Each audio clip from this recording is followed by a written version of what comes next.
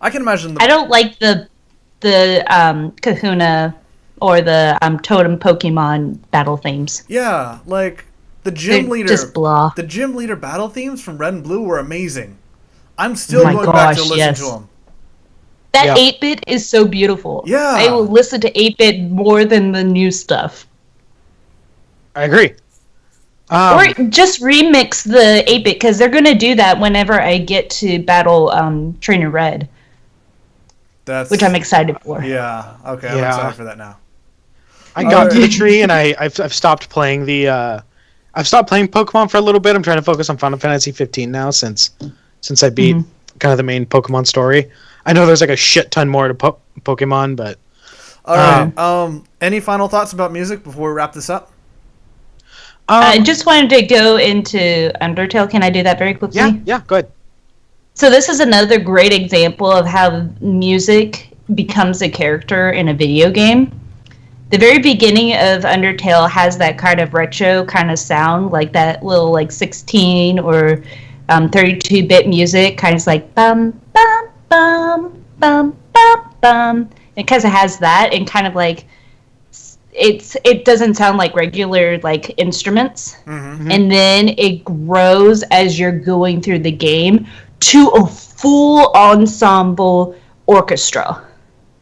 That's really cool. It's really cool, especially if you start to do stuff that is like you're purposely doing things, like for good things and bad things. The music gets super epic. Huh. Megalovania is one of the best songs that I've listened to for a video game in forever. And that's the one where you're like fighting Sans. And it's unbelievable. But that, and even like, I don't want to spoil, but like, if you do the good route, the final boss music for that it makes me cry because of all the emotions I'm feeling with it. Okay. I've heard a little bit of Undertale's music. I watch Extra Credits gaming channel Extra Play does a series called Side Quest. And in it, the guy who's playing Dan, whenever he needs to do a montage of just trying to do something over and over and over, or grinding or something, he plays a piece of Undertale music called Determination. Yes. He just plays that. And it sounds awesome. And I think, my last thought for this is never underestimate the music in a game, because it's underappreciated, I think, but it's so important. If you take some of the best moments in gaming and remove the music, they're worse off for it. It doesn't matter what scene it is. It doesn't matter what game you're playing. Even if you're just playing some like a platformer, if you're playing Mario, take away the music from the level. Like, yeah, you're still playing the game, but I'm almost guaranteeing Mario music someone is so iconic. Iconic. Yeah, absolutely. The new app game Take it has away and iconic you're gonna Mario music in it. You're Even gonna notice. Yeah. Card. You guys hit all the notes I wanted to.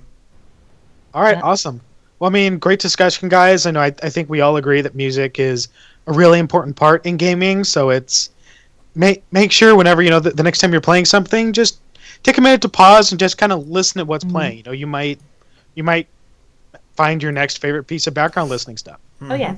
And even like go into people's remixes. There's a huge fan group of people, like even artists who make a living off of remixing video game music. Oh yeah, that's everywhere. You can find a remix of almost everything. But some of them are like really good. Like I think that some of my favorite people, let's see, it's DJ Cutman is really good. Ace Waters and Richard Eby, Insane in the Rain. Insane in the Rain is so cool because he does jazz renditions of music. That's really cool. The only one I can think of off the top of my head would have to be DJ Asphyxia, who did dubstep remixes of the Zelda themes, which I still listen to today. I love dubstep still. It's so good. Oh, I got one for you. Smooth McGroove. Oh, yes. Does acapella full self harmonies of songs. Okay. He's Oh my great. gosh. Smooth McGriff. Acapella Brings ones his are cat so into fun videos. too. His Guile theme kills me. He did a one-winged angel one. Should we have annotations during the videos? During this video? We can. We'll also You put, know, like I said, we'll also people put links. could- Yeah, to we'll the- put links to these videos in People the could click description over below. on the GGG to see what we're talking about. Totes. Yeah. We'll do that. All right, everybody. So thank you very much for tuning in. For all your gamer culture needs, follow us on Facebook, Twitter, Instagram, Twitch TV, and thegrandgeekgathering.com. This show has been brought to you by the Grand Geek Gathering Network. Don't forget to subscribe, rate, and review us. And don't forget, if you're not watching the VOD, that we have a YouTube channel now. Go look us up on YouTube, Gamer Culture. That's called Culture with a K. Special thanks to the band Carbonine for granting us permission of their use of the song Say I Am.